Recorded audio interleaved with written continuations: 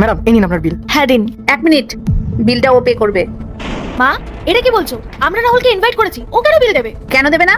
বিয়ে করার সিদ্ধান্ত যদি নিয়ে থাকতে পারে তাহলে ওর বিল পেমেন্ট করার ক্ষমতা আছে কিনা সেটা তো আমাকে দেখতে হবে। যে দায়িত্ব নিতে চায় তাকে খরচটাও নিতে শিখতে হয়। হ্যাঁ ঠিকই তো। স্নেহা দাও বিলটা আমাকে দাও।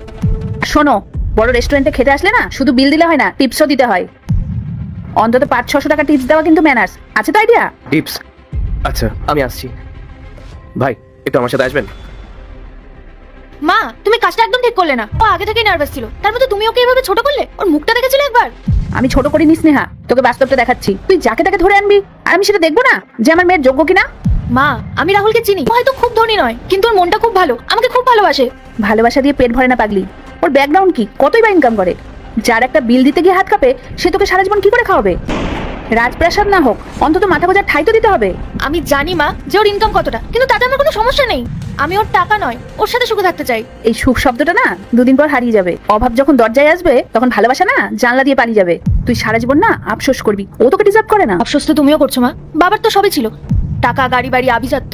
তারপরেও তো তোমরা আলাদা হলে। কই, টাকা তো তোমাদের সম্পর্ক টিকিয়ে রাখতে পারেনি। তুই ভুল বুঝছিস। আমাদের বিচ্ছেদ হলো না, আজ আমাদের অভাব নেই। ভালো বাড়ি, দামি গাড়ি সবই আছে। শুধু তফাৎটা এখানেই, কেউ ফুটপাতে বসে কাঁদে আর কেউ রাজপ্রাসাদে। আমি চাই না তুই এভাবে অভাবে কষ্ট পাস। মানুষের সঙ্গটাই আসল মা, ছাদটা না। দেখ, অনেকক্ষণ হলো তো ও গেছে। আমার মনে হয় ওই বিলের অঙ্কটা দেখে না তোর প্রেমিক পালিয়ে গেছে। চল উঠে পড়, মনে হচ্ছে আমাদেরকে বিলটা পে করতে হবে। সরি আমার আসতে একটু দেরি হয়ে গেল।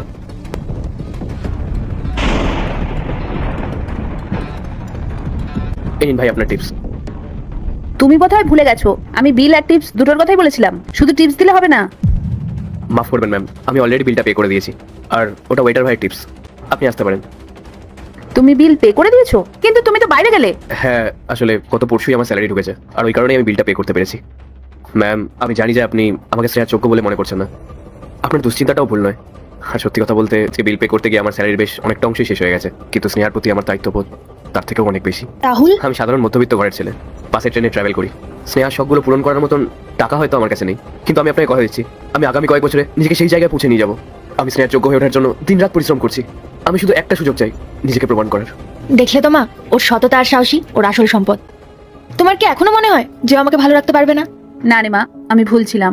আজ আমাকে রাহুল বুঝিয়ে দিল যে সামর্থ্য পকেটে থাকে না, থাকে মানুষের মানসিকতায়। যে ছেলে নিজের শেষ সম্বল দিয়েও সম্মান রাখতে জানে, সে আমার মেয়েকে আগলে রাখতে পারবে। শোনো রাহুল, পরের বার তোমাকে কষ্ট করে ট্রেনে বাসে আসতে হবে না। এবার আমরাই তোমাদের বাড়ি যাব বিয়ের কথা বলতে। লাভ ইউ মা, থ্যাংক ইউ সো মাচ। ভিডিওটা ভালো লাগলে ভিডিওটিতে লাইক করে চ্যানেলটিকে সাবস্ক্রাইব করে দাও আর কমেন্টে জয় মা কালী লিখো।